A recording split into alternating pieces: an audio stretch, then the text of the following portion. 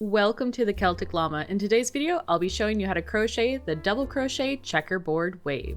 For this pattern, you're going to need to know how to do a single crochet and a double crochet. If you need help with that, you can check down in the description below for my videos on how to do those stitches and techniques.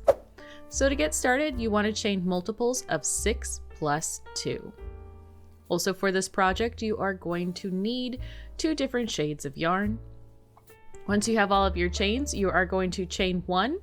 And then you're going to single crochet in the second chain from the hook, and then you'll single crochet in every single stitch until the very end of the row.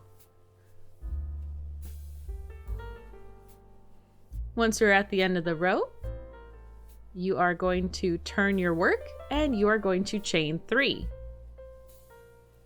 Then you are going to work a double crochet in the next 3 stitches, but on your third double crochet, you're going to leave your last loop on your hook. Like so. So then with that left on the hook, we are going to grab our second color. We are going to fasten a slip knot and we are going to put that on the end of our hook and pull that through. And that is now our working yarn. Then you will work with that color 3 double crochets in the next 3 stitches. But you also want to take your yarn that you're not working at the moment. So in this case, my dark green.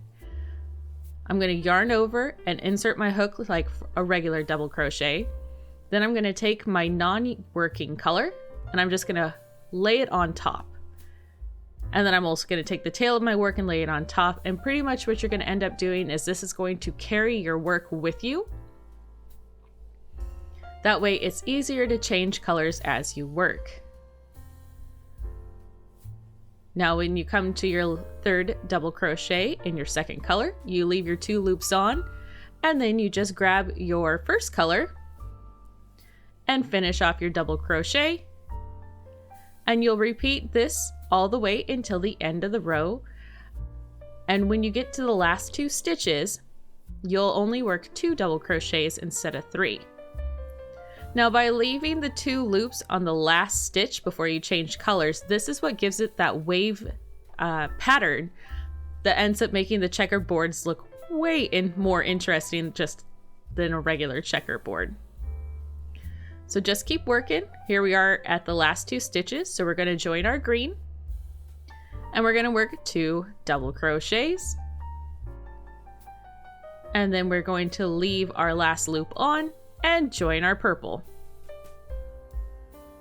Then for row 3, you are going to turn your work and chain 3. And you're going to do just like before.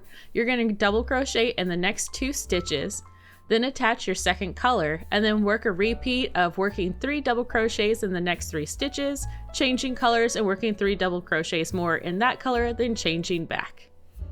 And you'll repeat this until the end of the row.